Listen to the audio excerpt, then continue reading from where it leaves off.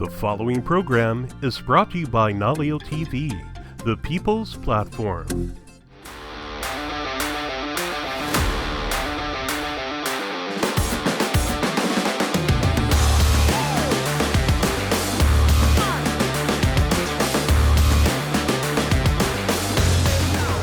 Aloha. Welcome to episode number 62 of Coulda, Shoulda, Woulda. Our look into the NFL and all the ongoings there. My name is J.E.O. Roscoe. John Hendricks. Yes. Well, we're moving into week number 3, but after just 2 weeks, question marks arise, boy. Right? Injuries arise. Yeah. The panic button starts to creep up from some people's desk, man. Do we hit the panic button yet? And it's just 2 games, okay? We got 17 games, but starting off 0-2 and not good. I believe I saw it was over 60% of teams that go 2-0 make it to the playoffs. Yeah, and then conversely, 0-2, good luck making the playoffs, and even I think the percentage of winning the Super Bowl is super, super slim at that point. But, like you said, 2 games in, 2 weeks in, we're going to talk about, what we saw, what our games we picked, our top 5 games. We're going to talk about that. Lots of intrigue there, lots of events and incidents occurring out of that. And then we're going to talk a little about week 3, and it's kind of crazy because it's a long season. Right. We got 17 games in 18 weeks, but just after 2 weeks, I feel like so much has happened. It's just... It's hard not to overreact buddy. On the positive side and the negative side. The place. Our first game that we invited you to join us in watching. By the way, I just want to remind you, sports at naleo.tv. For all your question, comments, and opinions, send them on in. But Philly having to travel to the heartland of the U.S., Kansas City, and they come away with a 20-7 win. I chose Philly 35-17. Yeah. You went with Philly 27-10. 27-17. 27-17. Yeah. Well, not that it, we throw numbers out there. It's hard enough just to pick a winner, but yeah. So Philly looked the part, eh? 100%. Yeah. Both sides of the ball. You know what? As part of my notes, before we dive anything further into numbers or anything of that nature or actual plays or whatever that might be, it looked a lot like the Cowboys game. It really did. Score-wise, did you really feel like the opponent for Philadelphia ever had a real chance to win the game and things of that nature? Did it just feel like Philadelphia was in control and playing kind of a bland game with not a lot of big numbers? And to me, it felt a lot like that. What is interesting to me about that is I don't think that anybody would really think of the Cowboys and Chiefs having anything to do with each other as far as being similar teams when it comes to prospects, recent success, things of that nature. So, wow, this really leads me to believe that Philadelphia has got a handle on things. When it can play 2 very different teams with 2 very different recent levels of success and where they're going and personnel, rosters, if you will, but pretty much play the same game and come out with the same result, which is the W. Saquon Barkley doing enough to help his team, but it wasn't like he was an overriding factor in the game. I will say Jalen Carter? made a difference. Yeah, Carter 100%. made a big difference in that middle there. And maybe to your point is like, well, why did it look like the same game as the Cowboys? Because you need Carter against the Chiefs to have that same game, whereas you didn't need him against the Cowboys. But you're right, he did make a big difference. You look at that. The Chiefs actually had 121 rushing yards, but back to their same problem is most of it's coming from Patrick Mahomes. When your leading rusher is your quarterback. Yeah. He was running for his life quite a bit. But, again, receivers got to catch the ball. Boy, one Travis Kelce drop, one turned into a long interception the other direction, and he was looking around saying, hey, I ain't get no call or anything. And then another one later on in the ball game, not him, but another receiver dropping some, wow, man, these are some tough ones you've got to have. But again, we mentioned 17 games, so 0-2, I don't put the panic button rising in KC yet. No, not panic per se. And again, you look at the schedule, you're looking at what you're starting out with against the Chargers and the Eagles, and realistically, you're thinking it's possible to go into if you're the Chiefs. I don't know if that's what they're thinking, how optimistic they were. But, again, as pointed out, this is the first time in young Patrick's career that he's lost 3 games in a row. in the NFL. But then to start out this season, losing these first 2 games, the Chargers on the rise, Broncos they had a tough loss. They're 1-1. Raiders are 1-0. Where are they coming from? So panic button, no, but there's issues. And you could largely say this. There's issues when they need their receivers back. And I think that would certainly help getting Worthy back and Rice back. Yeah. Oh, and 2, the last time the Chiefs were in this position was 2014. So Pre-Patrick. Pre-Patrick. And then last year, only lost 2 in the regular season? Yeah. Yeah. I've already matched that. And one of them was the throwaway game against the Broncos where they didn't start anybody, so they only lost 1. They won all those close games. But I'll just throw this stat out for you two that I guess I don't understand, and maybe it's the Jalen Carter effect. And when when you're having trouble throwing the ball, Patrick didn't have a lot of yards, under 200. He had a pretty abysmal passer rating. Isaiah Pacheco, they really missed him last year at the end of the year. His ability to just to get out there and churn out 4, 5, 6, 7 yards on first down with that power running, those violent legs. He's a hard runner, man. He's taking a lot of shots when he's running like that. 10 rushes for 22 yards in this game against the Eagles. Yeah. That tells you a lot about how limited the Chiefs were in their options. And then again, Patrick doesn't have all his trusty receivers out there. You got Kelsey just kind of just throwing one up in there at the goal line when you could have scored 7 and taken the lead. You can't stop Father Time. Coulda, shoulda, woulda. Coulda, shoulda, woulda. He coulda, shoulda, woulda caught that ball, and if not, it just drops right into the DB's hands, out of the end zone, field position. Long return and then on that one. I'm going to throw it at you again, too, and it made me a little bit upset at a certain point, but I'm highly doubting that the Chiefs were one of the teams that didn't vote to ban the tush push, because if they were, they feel pretty foolish right now, because that's what sealed the game. Boy. It sealed the game. Yeah. Again. What, 30, 40-yard line? I can't remember what it was, but let's go. Do 2 in a row, man. We'll get this thing eventually. And my bigger problem with the tush push in this game isn't how it was utilized or that it was so effective or that it actually, in my mind, there's 1,000 plays in a game. There's not. But it was, it's one, they ran it 4 times, but clearly on at least 2 or 3 of those occasions, the linemen jumped the snap, and on it's both not even sides close. Of the line. Left side, right side, they're both simultaneously, which maybe make it look like it's part of the play. But my problem is it's already hard enough, impossible to stop. And the referees are going to let those linemen lurch out there before the ball goes and get an advantage at that. It goes from impossible just to be like, it's unfair. All right. Well, nonetheless, Eagles prevail. KC's on the outside looking in at 0-2 now. Mm-hmm. Mm-hmm. Green Bay and Washington Thursday night, the first Thursday night matchup of the NFL season. Okay. And the home team dominating 27-18. Phenomenal game. Back-to-back, really solid. And the good thing, too, is it's not crazy college kind of numbers. 400 yards, 5 touchdowns, because those things get weird, and it makes the team very imbalanced. These are really, really great professional numbers. High passer rating, 2 touchdowns, no troubles really with sacks or fumbles or not even close to throwing an interception.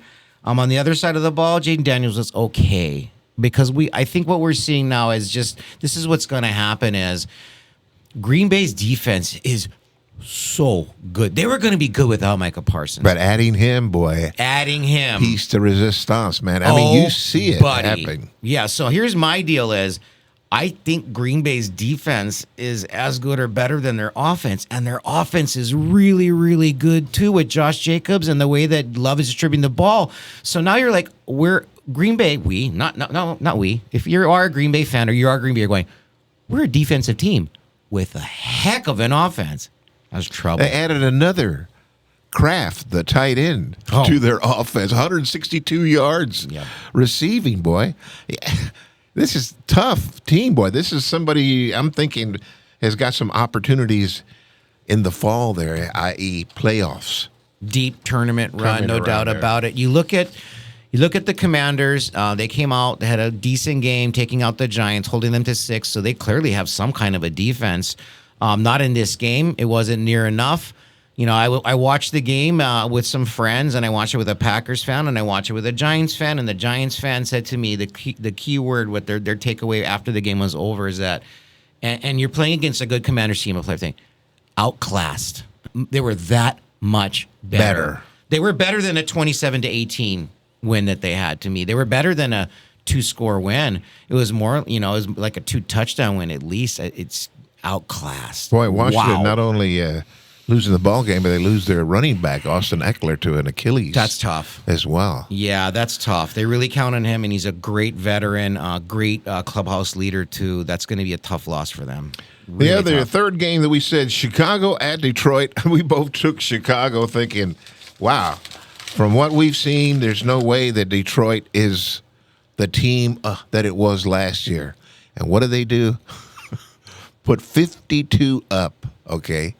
At one point, they were 45 to, I can't remember what the score was, but they decided to go for it. On fourth down. Yeah. Yeah. They scored a touchdown. And make a score a touchdown. Why? Yeah, 52 points. Why are you running up the score? You don't have to.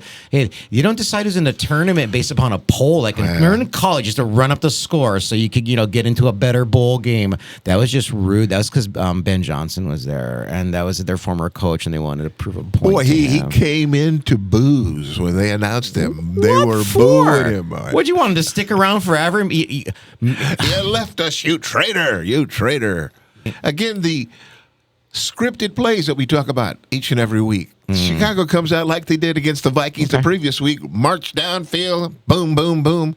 And then after that, he didn't see that. Caleb running here, running there. On the one interception, he should have thrown the ball away. Yeah. You're 3 years in a row. Now, granted, 3 years in the league, 3 different offensive coordinators. Yeah. This one was supposed to be Johnson was the one who's going to help him out and get him settled down, and we're going to play to your talents. Heather, I'm not pushing any panic buttons there, too, heading into week 3. This was kind of like a comeback. Remember, they got this term, they call it a get-right game? So after what happened to the Lions against the Packers, the Lions needed a get-right game. Right. It was set up perfectly for them for a get-right game, and this is the get-right score, 52 points on the board, and then all of their major players, they got to eat. Amon St. Brown, Right, yeah. St. Brown, he got 3 touchdowns, a ton of yards. Yeah. 5 touchdowns for Goff. Making them players happy. 400, spread the wealth around. 334 yards and 5 touchdowns for Goff. Just what he needed after a tough game, too. Both your running backs, Gibbs and Montgomery, big yardage. Both of them got a touchdown. Everybody got to feel good except for the Bears, Caleb Williams, Johnson. When it comes to Chicago, wow, 2 weeks in a row where you look like gangbusters coming out, Coming out and the then gates. it just falls apart, man. What are you thinking as a team? And then to have your starting QB, well, the game's over. We're done. Bring in Badgett. That's too bad. That's a shame. Yeah, but what does that do to your psyche as far as the starter? Well, we took you out because we got no chance of winning. We don't want to get you hurt. Yeah, just unable to sustain, a decent starts, and that's the hardest part. When it's a 60-minute game, you got to play all 60 minutes. I'll say again for the Lions, I don't like looking foolish, but we both kind of look foolish buying into anything that they're. I said the Bears are going to win 7-6. And then the Lions score 76. Not really. But, I was just joking. And did I really think the Bears are going to win? I don't know. I told myself I'm just going to pick who I want to win because I felt like an even game. It clearly wasn't an even game. And, it just turned out not to be. So we look foolish. Quite frankly, give the Lions all credit due. This was nearly a perfect game for them. They missed a field goal. That's the only thing I can find in all of this information here that doesn't otherwise say it was an immaculate game for the Lions for them to kind of get right and say, who we got next, we're taking them on, and who we got next we'll talk about a little bit later because it's going to be a test for them. So they needed this game for what they got coming up in week 3 going on the road, and we'll talk about that a little later. But anytime you get beat in that first game like you did against Green Bay, Detroit that is, yeah. As a team, you come back and say, man, we are not that team that we played. They've got a lot of pride on their shoulders as well, and they want to make sure that they don't have that taste in their mouth for years to come, or the rest of the season, I should say. All right, well, we move over to Aiden Tyron's team, the Jacksonville Jaguars. The Jaguars. Who should have won this game against Cincinnati due to a myriad of factors there. Yeah, a lot of reasons. I agree. I'm trying to figure out how this one got away. They lose 31-27. I Correct. chose the Jacksonville 27-23 over Cincy. You had Cincinnati 31-27. Jacksonville 19. But I'm certainly not how either one of us saw this game going with Burrow going out relatively early. My toe. Yeah, my stats show that for Burrow, he only had 13 pass attempts, and he wasn't even playing good before he went out, which means he wasn't in there very long. Grade 3 turf toe. I was going to kind of go look up what turf toe meant, but then I thought there might be pictures on the internet. I don't want to see what a turf toe is. When that big old... What is it? What is that? What is turf toe? In this case, his right foot, his the big toe. Yeah, the big guy. The big toe has gone beyond what it's supposed to go. Are you serious? Yeah. That's what that is? That is, boy. And they say it's comparable to somebody sticking needles in the bottom of your foot around your toe area. You can't put any pressure on it. That's why when he walked him off, initially he was hobbling off, and then they came and he couldn't put anything on that. So he's going to get surgery now. Going to be out a couple of months. 3. I saw 3. And if you do the math, you roughly play 4 games, right? A month, probably. They're on about. So that's 12 or 13 games he's going to miss. It's one of your premier players on one of your teams that you're counting on to draw fan interest in a tough division, to have great divisional games. With Baltimore and Pittsburgh. Most valuable player award coming his way. He was up there as far as voting goes. He was good enough to be that last year. They just didn't have they had a crummy record because of their crummy defense. Yeah. It's traumatic for Jacksonville. It's traumatic for Duval County. Why? How do you not win this game when he goes out early? But my bigger question for you is this. Drop pass, Brian Thomas, one of their better receivers near the end zone. And thank you for bringing that up, because I got a little stat sheet here that didn't make sense to me. Okay, so you got Jake Browning come in, right? He's got a bunch of touchdowns. He had 3 interceptions. So you get the backup quarterback in it. You get Burrow out. Nobody wanted that to happen. I'm going to say no one. Maybe they did. You get Browning in there, and he throws 3 picks, and he still loses. And I highlight this stat. I look over here, and I say, Brian Thomas, 12 targets, but only 4 receptions. Wow. 4 receptions on 12 targets? Whose fault is that? That's a huge, huge problem. And that, to me, is probably your number one reason why Jacksonville came up short, is that connection wasn't there for whatever reason, and it just never materialized. They had the rushing yards. They had 139 rushing yards. Jaguars did. More first downs. The list goes on and on about how well they played. But not in the point category. Not good enough. And also, when you get Browning coming in and throw 3 picks, but then Lawrence throws 2 of his own, you know what? You're matched him up on picks. Almost evened it up on picks when you have a backup come in against your starting quarterback. Unacceptable. Unacceptable. Jags 6 times in the red zone. Wow. 3 touchdowns and a field goal. And because they went for it on 4th down that one time when they were up by 3, they could have pushed it to 6. But it's a whole different ball game to me if you take those 3 points. But going on 4th and 5, inside the 10-yard line, that's a rookie coach call. I'm the old guy. All of these guys on Sundays just constantly going for it on 4th down in situations on your own side of the field, early in the game. Game's tied. Why are you panicking? It happened in the Chiefs game. Andy Reid did it, for God's sakes. He went on 4th down because I just felt like the Eagles were too much for them, so he pushed the panic button, went for it, didn't get it. They paid for that too. I don't understand all of these things. I don't get it. But you know what? We're just going to say it. Since he won that game, they're 2-0, and it stinks they're 2-0 because they're finally 2-0, and they don't have Burrow to keep it. It stinks. As opposed to last year where they start 0-2. Right, but you got Burrow. It stinks, and for Jacksonville, no excuses. Unacceptable. Yeah, they should won be that 2-0. game. So we go to our 5th game that we had. That was Seattle and Buffalo. Sam Darnold visiting Aaron Rodgers. And Aaron Rodgers did not have a very good ball game, boy. 31-17, promptly threw a couple of wide receivers under the bus, too, so they ran wrong routes and such. So my mood's going to improve now. I'm sorry, I felt a little grouchy on that last segment, especially. I have nothing against Jacksonville. It's just weird. But this improves my mood, even though we were both wrong on our picks. I don't care. we both picked Pittsburgh to win. Yeah, I had Seattle or Pittsburgh. 27 and Seattle 17. You had 21-17. Yeah. We got that part right. 17. Very decisive win.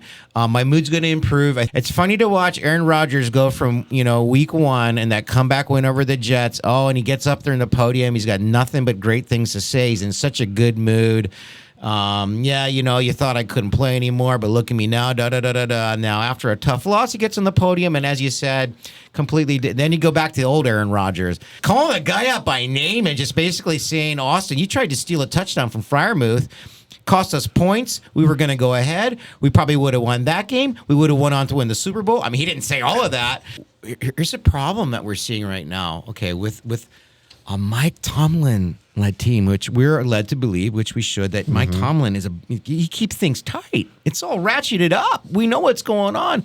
Not in that instance. Secondarily, this is supposed to be a defensive team that then Aaron Rodgers just kind of surgically at moments, he's big when he needs to be, but we're not counting on Aaron Rodgers to throw for 300 yards and 3 touchdowns a game.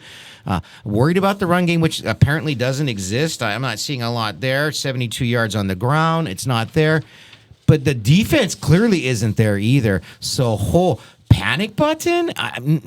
They're 1-1, but panic button for them way more than some of the 0-2 teams out there, including the Chiefs, because the defense isn't there. Ouch. Where is their running game? They weren't. They, meaning the Steelers, didn't actively do anything in the offseason. No. They let Harrison get away. Yeah, Najee Harris. They really didn't draft anybody for that purpose. They kind of shorted up more to make sure that Aaron Rodgers survived the season, but he's not going to survive the season if they can't run the ball. And I'll just say lastly, because I have not said anything nice about Sam Darnold. He was okay. He was fine. 2 interceptions in that first half, but overcame those. And yeah, that's why I'm like, okay, wins the game, okay, yeah. There's your Sam Darnold, your 2 picks, Yeah. but enough. All right, well, moving right along, we've got 5 games that we invite you to watch along with us. Intriguing games. We'll start off with the Rams 2-0 at the Eagles 2-0, Whoa. 7 a.m. on Fox. Yeah. So What do I you do? can't go against the Eagles, okay? Ever. But, man, I sure would like to, in this past week, Puka Nacua and Stafford and the rest of that gang. But I'll go with Philly, and I think their defense is holding people, and they don't have to score that many points. So 23-20. It's the same score they keep winning by. Yeah. Yeah, it's almost like they're not trying to score points, because when you score points, it's just so conservative and so buttoned down. I am going to do my thing where I pick the team that I want to win. And I'm going to remember that this was a rematch in the tournament last year where the Rams took them down to the wire. In the snow. Yeah, and I'm thinking like injury reports. I think the Rams are relatively healthy. I'm going to pick this. No way. Can the Rams beat the Eagles at home? I'll pick it different just to be fun. I'll say 24 to 17 Eagles. They score a little more than they're used to. They scored 24 against the boys, if I recall, in week 1. But yeah, it's going to be hard. The Rams scored a bunch last week, but that's a little bit different. They didn't score much in week 1. So how you score against the Eagles, I don't see it. That's tough. All right, and then we go to Cowboys 1-1 at the Bears 0-2. Bears is a must-win game. I would say the Cowboys, it's a must-win game because they beat the Giants, okay? The Giants are one of the worst teams in the NFL, okay? So to escape at home against one of the not-so-good teams, it's nothing really to super hanging your hat on saying, yeah, see what we did. I just couldn't believe that ball game, boy. It was entertaining, to say the least, because you're wondering, can they come back? Yeah. But, man, to have to put up 41 points against a team like that. With my guy, Brandon Aubrey. Like I said earlier, there's one guy I can count on. Yeah. 4. And 64 yards to keep the game alive? That thing could have been from 70. Easy. It hit the net in the back. It hit the net on a 64-yard, and it's coming in hot. Yeah, just from a pure entertainment standpoint, they put up the most exciting game of the week, maybe. Not from a football, purist standpoint. There's not a lot of defense out there. I don't understand how the Cowboys go from being really good on defense against the Eagles in the second half to just letting Russell Wilson just throw bombs on them left and right. Yeah, I don't know. It's incredible. I blame Eberflus. He got let go in Chicago for his defense not doing very well either. And I don't believe in him. They're running zone back there, and they're getting their lunch eaten. So anyway, we'll move on from that. I'm picking I got the 27 Cowboys for me. Yeah. What And you got? 27-17. I got the Cowboys. I'm picking the Cowboys, and I'm picking with confidence. Cowboys are going to be 2-1. The Bears are going to be 0-3. 30 for the Cowboys, and 16 for the Bears. And the Bears are in trouble. Arizona Cardinals, Kyler Murray brings his team hot right now to San Francisco, who are battling all the injuries they have, 3 of them on the offensive line to speak, plus their quarterback going. Mac Jones goes in there and does some good work. And, Wheeling and dealing, Mac Jones. 2-0, man. Yeah. What are we going with there? Yeah, I like San Fran, and here's why. Arizona kind of beat up on some lighter competition, so I don't. That doesn't really mean much to me. I like San Fran at home to win 24-21. Well, I will go in the opposite direction. I know you saying love Arizona. Kyler Murray. Yeah. And I'm going to go with it. They're going to be a bit of a high scoring. I'll go 31. Ooh, lots of points for against them. that defense. Yeah. Like it. Versus 22 for the SFers. And full credit to you for sticking with your surprise team. You called it up for the season started. You said, I'm taking the Cardinals as a surprise team. If you're right this week, they're 3-0. You can't be wrong after that. Dun, dun, dun. If they start 3-0, you were right. And no matter what happens, you were right. Yeah, good for you. All right, then we got 2 more ball games. Bengals at the Vikings. Bengals 2-0. Vikings 1-1. The Vikings, what kind of team are they? What will the real Vikings please stand up? We saw a bad version in the first game. Yeah. He just is a different quarterback. He didn't look comfortable at all. J.J. McCarthy, I'm speaking of. Yeah. It's tough. It's tough. It's so early in his career. He's had 2 starts. I thought he would do a lot better against the Falcons, but the Falcons' defense was excellent. Bounce back altogether. Oh, wow. 21 points for Minnesota is going to be enough. Since he's going to struggle, Browning's going to struggle, they're only going to score 13. 21-13. 21-13. Yep. Bounce back game. Over the Bengals. Yep. Maybe even a defensive score in there against Browning, a pick 6 or something of that nature. Well, I'm going to go with the Bengals and Browning having a full week of first-team reps and such. They still got Higgins. They still got Chase. So I'm going to go with the Bengals 27 and the Vikings 17.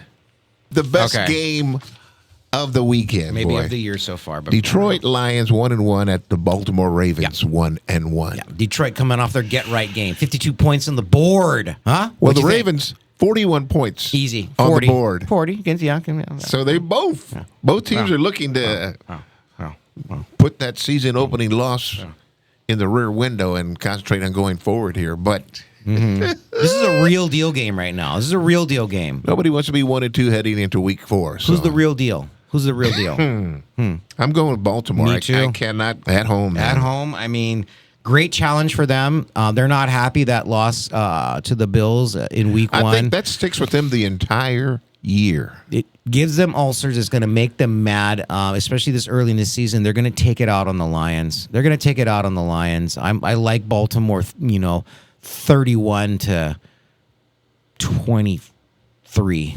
They're going to say, yeah, that great game. That was over. That was your homecoming game like in high school. Big, woo, woo, woo. Not anymore. Playing a real game now. Well, I'm going 35-21. Love it. I love it. I think Lamar and the rest of the boys there are going to have a time. Yep, same. So there we go. We got the 5 games there. Yeah. Rams at Eagles, Cowboys at Bears, Zona at San Francisco, Bengals at the Vikings, and the Detroit Lions at Baltimore. Which is your number 1 game of the week? Most likely, maybe not. Yeah. Well, we'll be looking We out for shall that. see. Thank you for tuning in to Coulda, Shoulda, Woulda. As always, sports at Naleo.tv. Send those questions, comments, or opinions. Yes. My name is J.E. Orozco. And I'm John Hendricks. It is episode number 62 of Coulda, Shoulda, Woulda. Thank you very much for tuning in. Yeah. Until next time, we bid you a fond aloha. Ahui ho.